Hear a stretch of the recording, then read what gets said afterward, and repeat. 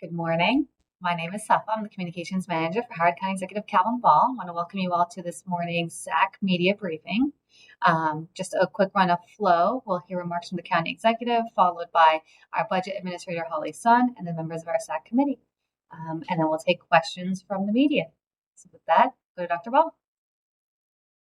Thank you so much, Safa. Good morning, and thank you all for joining us today. In November, I signed an executive order to renew our Spending Affordability Advisory Committee, or the SAC Committee, which would provide policy advice on our fiscal planning. This committee, which would be made up of residents of all backgrounds and differing expertise, including council and executive staff and education representatives, came together to analyze our fiscal state in a post-COVID world. Howard County, with our recent redesignation of our AAA bond rating, a rating that only approximately 50 out of only 3,000 counties receive, is fiscally sound but faces challenges. For example, we receive competing requests for new projects while balancing the increasing critical needs for maintaining our aging infrastructure, including many buildings, roads, and pipelines, some of which are now more than 50 years old. I greatly appreciate the time and effort of all of our members of the SAC committee and the important insight that they provide to our budget process. We face important decisions about our shared priorities as a community in the upcoming budget cycle, and we look forward to considering these SAC recommendations as we make our budget choices over the next couple months for the future. I will now turn things over to our incredible budget administrator, Dr. Holly Sun, who will provide a brief overview of the recommendations and introduce some of our SAC committee members who will also provide a deeper analysis. Thank you, Dr. Ball. I echo what Dr. Ball said, that this is a wonderful mechanism, the Spending Affordability Advisory Committee, and it's a great process that we engage the public and listen to experts from different disciplines that always provide great insight and recommendations that help us shape our fiscal policy and continued sound financial management. So what we'll do is that I'm very pleased that we have 5 seasonal members joining us today. So what we'll do is we will kind of rotate, have each member introduce themselves and also take a couple minutes, hit on some of the key aspects of the report and also their main takeaways there. So I will start with Ellen, and make sure you introduce yourself. Ellen? Okay, I'm Ellen Flynn-Giles. I'm a data analyst and a former Board of Education member and currently an arts and education advocate. I'm going to address the general work of the committee and then turn it over to my colleagues for specific recommendations. So for the past few months, we've been reviewing, evaluating, studying the county's economic picture, both historic and projected, to assess the immediate and long-term needs for planning and budgeting purposes. We've identified several key factors that impact our recommendations to the county executive in this report. First, between 1950 and 2000, the county experienced a tenfold increase in population, largely driven by the creation of Columbia and the excellence of the county school system that transformed us from a small rural county to a bustling suburban hub. But over the last decade, we've seen a decline in growth in both population and school enrollment have slowed, and the supply of land for development has diminished as we move towards build out. Now we face another transition to an aging and more diverse population base, slowing revenue growth, and the impact of workforce and lifestyle changes in the wake of the pandemic. Our highly educated, affluent, and active community is accustomed to outstanding public amenities, but demographic, economic, and social challenges are driving the demand for increased community services across the board, not just for education, but healthcare, transportation, public safety, and critical aging infrastructure. Balancing these demands is critical to our economic sustainability. The unexpected increases in revenue we've experienced in the last few years have been driven by temporary factors. The influx of federal stimulus dollars to address the pandemic and recovery, and most recently, the impact of inflation on income tax revenues. This growth is not sustainable, and the economic forecast at all levels, local, state, national, worldwide, is uncertain. We must prepare for new and slower patterns of population and revenue growth. In light of these challenges, the committee believes that we should be prudent in our estimates, spending, and debt accumulation, and engage stakeholders in thoughtful consideration of the county's policy vision for meeting operating expenses and clearly define objectives for new capital construction, capital reserves, and replacement of public buildings and infrastructure. In fact, the HOCO by design model adopted for our current 2040 general plan update should be matched with a HOCO dollars and cents version for long-term fiscal planning. I now turn it over to my colleague, Dr. Clinch, to move forward in the report. Sure, thank you, Ellen. I'm Dr. Richard Clinch. I'm the director of the Jacob Frantz Institute at University of Baltimore and an economic analyst focusing really on Maryland economic conditions. I've been on the Spending Affordability Committee since the end of the Ullman administration, so over the last 3 administrations. So as Ellen talked about, the economic and employment effects of the COVID pandemic were very significant nationally, internationally, but were mitigated by unprecedented levels of fiscal and monetary response by the federal government. As a result, the federal economy and national economy is largely recovered, while Maryland and the county really do lag a little bit. But as a result of these fiscal and monetary stimuli, personal incomes and resulting county revenues have grown while they were expected to decrease. And while this growth appears strong, there are reasons to be conservative in going forward with the county's economic forecast. First, as Ellen talked about, a significant part of this revenue and income growth has really been driven by one-time federal stimulus effects, stimulus checks and other types of federal spending, also boosts in federal aid. Second, the state and county economies have not yet fully recovered from the COVID pandemic, from the COVID recession, and there's been significant drops in both employment and in the county and employment of residents residing in the county.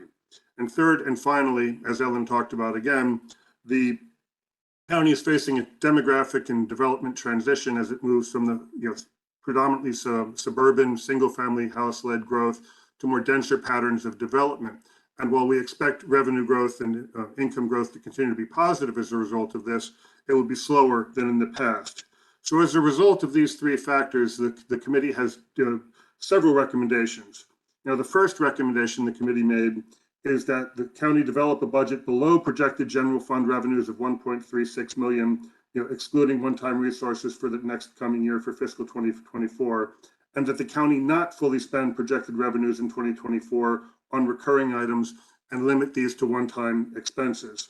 This is the first recommendation in the report. I'm now going to jump in order to the third recommendation in the report, which is that while the county has experienced strong revenue growth over the last year, we expect the county to go back to historical norms of 3 to 4% growth. So this is kind of one-time effects and really should be focused on one-time expenditures.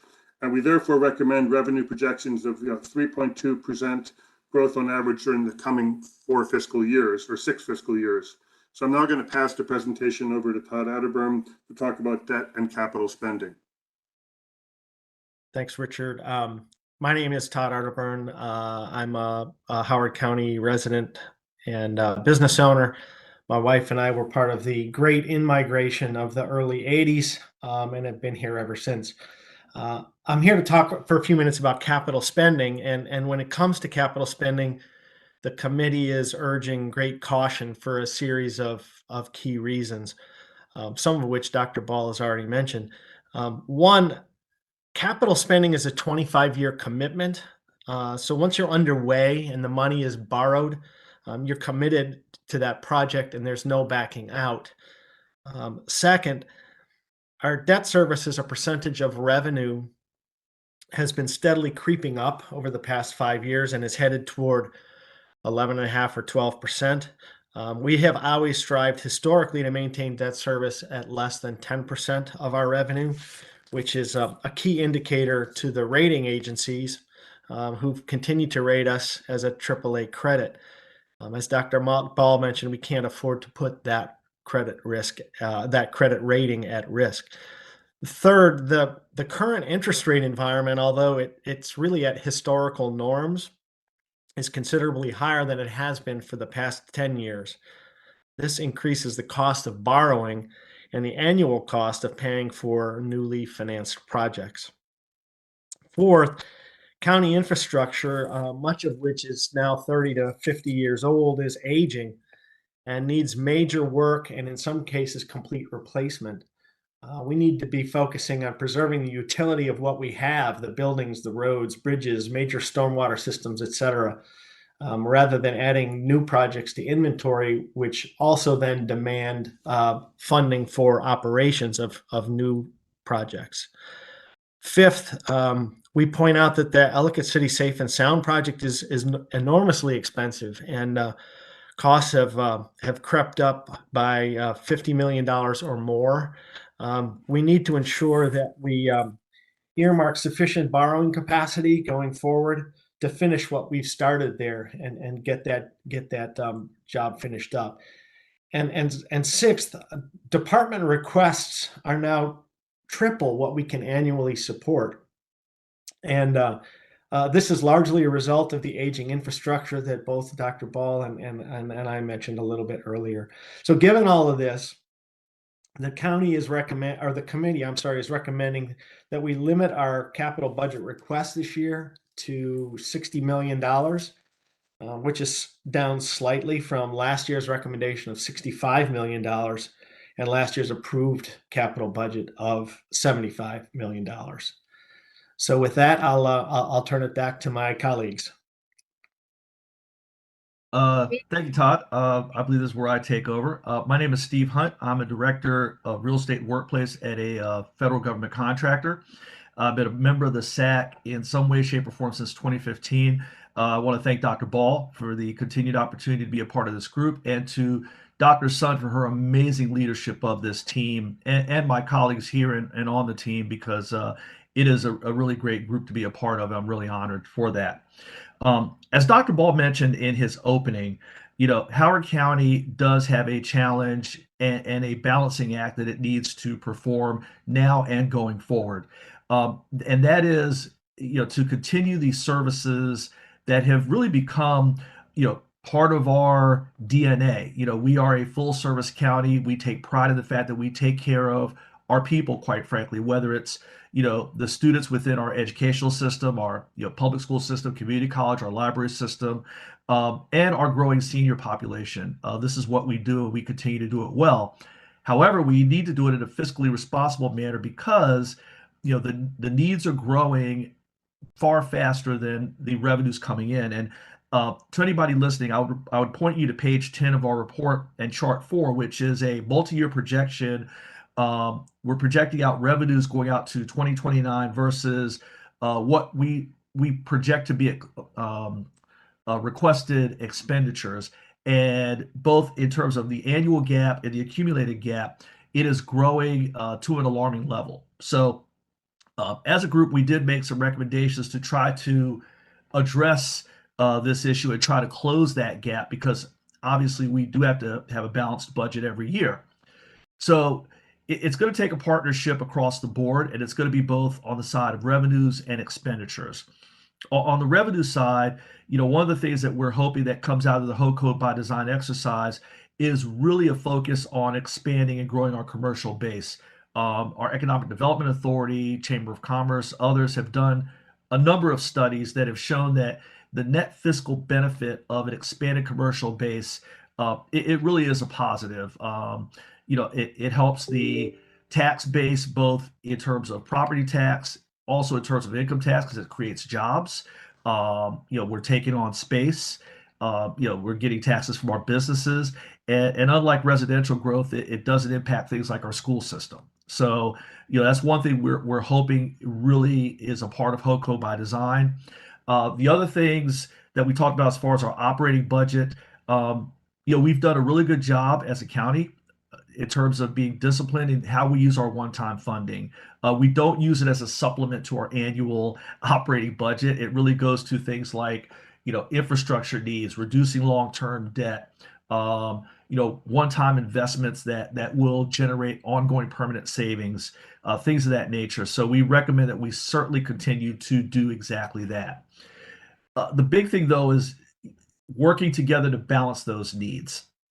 As I mentioned before, we have an educational system that is the crown jewel, some would say, of this county and the envy of many counties across the country. But we certainly want to continue that high standard. But we also want to continue to address our growing and very much aging population and the growing needs that come from that population. So, one thing we would recommend is that our county leaders, both within the state delegation, the county council, our county executive who's here today, work together to really make sure that we're addressing our educational needs in light of the implementation of the blueprint for Maryland's future. There are some varying numbers as far as what our needs are. So we want to make sure that those folks come together to make sure that we're doing it in such a way that we are meeting the blueprint needs and exceeding them if we can, but not raising our what's called our maintenance of effort or MOE, setting that floor to such a high level that it's not sustainable going forward. So it is going to take an approach on the parts of all of our leaders. As an SAAC, we look forward to being a part of that process in any way we can and provide our support. We have a lot of really good brain power there and folks who are experienced in some of these areas. So, that's what we need to do going forward. We also need to make sure that we are competitive as far as, taxation within our county. We've done a lot of things recently, such as raise our school facility surcharge, transfer tax. We want to make sure that we're not putting ourselves in a situation where we're not competitive with other counties in our region and throughout the state. So that we're not overtaxing or putting too much of a tax burden on our citizens and our businesses, so that they come here to Howard County to create those jobs, to generate that revenue that will allow us to meet our needs.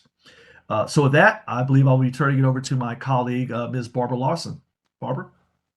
Thank you, Steve. And I too want to thank Holly for just the huge amount of knowledge she carries in that head of hers.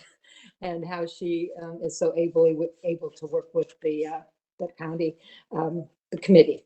And Dr. Ball, I thank you for your leadership of our county over the last years and the positivity that you bring to our county. So thank you. And so I think I said my name is Barbara Lawson, but also my background is in the nonprofit sector. I care deeply about those that are the least among us. And so my job on the committee is to kind of bring that up from time to time. So, so much has been said in this presentation, and I'm really impressed by everything my colleagues have said. But I'd like to just stress too that the imbalance that we have in our funding between the school system and the other services really has to be looked at, and the impact of the blueprint. Or there's impacts that we're really not sure about at this point. And it takes away, the more we fund that side of the budget, the more that our police and fire, the community services that impact the senior citizens, the subsidies for housing, all of those things are impacted, and they're important quality of life issues too. So I point that out. The other is I'd like to stress, excuse me, that we're strongly recommending that we look at a long-term plan that goes sideways or parallel to HOCO by design, that it would be HOCO by dollars and cents, that we really look at some future budgets and different scenarios and kind of figure out how to move forward with our financial stresses. We are in that second stage of transition where we started our comments today, that we are slowing down in terms of population growth. We don't have that much acreage left for build out. So all of those things have been said. I think what I would close with, though, is that the last few years, the county has been taking our recommendations, I think, fairly seriously. When I started out, the bond issuing was quite a bit higher than it is now. And the county has taken, they've always gone a little above our recommendation, but gradually we're taking it down. And the one-time funding, when we only have those kinds of dollars, taking those recommendations seriously. So I really have to, in many ways, applaud the positive things that the county has done and taking the report seriously. So I'd like to leave on that positive note, Dr. Ball, that I appreciate your trying to do the balancing act the best way possible, because it isn't easy. Thank you. Thank you very much. And as everybody has indicated, this is a very impressive group, and we continue to benefit tremendously from their dedication, their insight on there. I would open it to questions. I don't know whether the report has any questions here. George, go ahead. All right, thank you. I have two quick questions, one for Dr. Ball. In light of the information that's been put out here, do you have any concerns that there might come a day when you need to modify anything in the Safe and Sound plan? Is that something that could be modified, or you would be willing to do? Well, I'm just so appreciative of the great work of our SAC committee to ensure that we are keeping a close, watchful eye on our fiscal house, particularly some of the larger, more fiscally impactful initiatives like Safe and Sound. Luckily, we have been working very closely with our federal, state, and private partners to help ensure that we close some of those gaps. We're currently working with our delegation members and not only Senators Katie Fry Hester, Guy Gazzoni, and Delegate Courtney Watson, but frankly, the entire delegation and the entire General Assembly to help ensure that we get a little bit more funding from that portion. Also, in our supplemental budget request to Governor Moore, we've asked for support. And then finally, our U.S. senators and Congressman Sarbanes has been working incredibly hard. So my hope is that just as there is such a great need as we see increasing intensity and frequency of storms around not just Howard County, the state, the nation, but the world, that this investment will ensure that Ellicott City, which just celebrated 250 years, will be an example of resiliency and combating the climate challenges that we see in the future for the next 250 years. Thank you, Dr. Ball. The question then for maybe some of the members of the SAC committee regarding the dollars and cents plan. Do you see that as your recommendation as something that would be ongoing and continuous like the general plan? And how long do you think it would actually take to stand up the work and the people needed to actually accomplish that?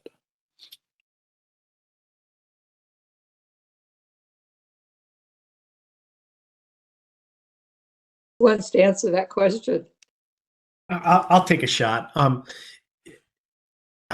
not sure that we can answer that yet, because the proposal and recommendation flowed from an extended review, not only of the Howard County by Design, but then our current fiscal review in this fiscal year.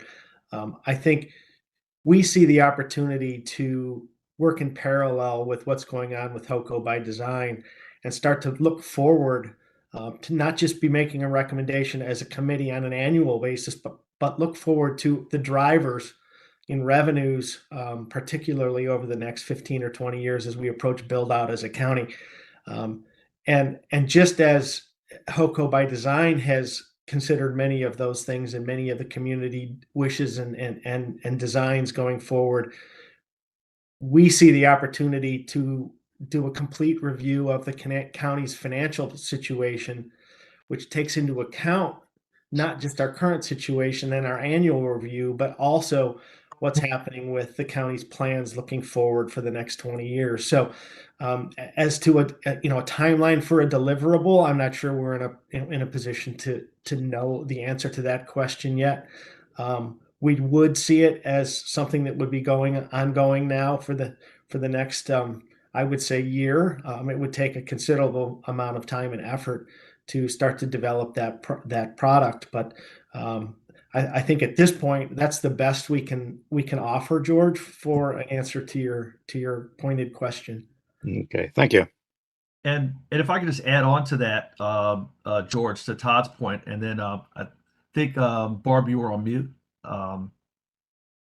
So anyway, so yeah, Barb, just a note there. One of the things we talked about in several of our reports was the establishment of a more permanent committee. The SAC is a short-term undertaking, as Dr. Ball noted. He signs his executive order, in November. We start meeting, I believe, this year, right after the first of the year, and our work with the delivery of this report really is concluded, except for sessions like these where we're communicating some of the findings from the report. So the first step, George, would be the establishment of a more permanent committee that goes well beyond early spring, late winter, whatever you want to call it. And part of that charge would be, to Todd's point, start the work on putting together that sort of long-term strategic plan. Thanks, Steve. You followed my follow-up. Steve's point is exactly right. We run a sprint every year from December until the end of February, and we recognize that we're running a sprint. So we're sprinting past a lot of things and a lot of data and a lot of information that we're not necessarily contemplating correctly for the longer term implications. So I think it's more a matter of slowing our pace down a little bit, making sure we're not missing anything along the way, because I know we're missing things now just because we're moving so fast, trying to get to a finished product every year on our annual review. So I think that's where we see the opportunity. I think there's another opportunity here. One of the things that we try very hard is to educate the community about what the finances are, which it makes it easier to have a community debate about what the priorities are. And if we can move towards a smarter plan on our financing, I think it's a great way to involve the community in making those decisions and setting the priorities. So if the idea of having HOCO by dollars and cents is accepted, I think it has huge benefit for the community's education around our situation. Thank you. I'm just going to echo that the model for HOCO by Design, which included multiple information sessions and gathering of perspectives from a wide variety of stakeholders, is one of the things that led us to look to that as a model to employ in doing a financial analysis that does the same things, because everyone has a stake in this, and we want to make sure that the understanding is firm, and the ability to actually evaluate the trade-offs and the costs of making certain decisions needs to be understood by the community at large. Thanks. Okay, if there are no additional questions or comments, I will pass it over to the county executive for closing remarks. Thank you so much. Again, I just want to thank the SAC committee for their incredibly important and hard work to help us as we are building the budget. One of the most important things that we do, because how we allocate our resources indicates how we'll move forward as a community. And I also want to thank Dr. Sun again for her and her team's hard work. They work year round to ensure that our fiscal house is in order, and that Howard County is an example of not only fiscal responsibility, but investing in the things that ensure that we have the very best quality of life for all. So thank you so much for participating this morning, and I hope that everyone makes a wonderful Wednesday.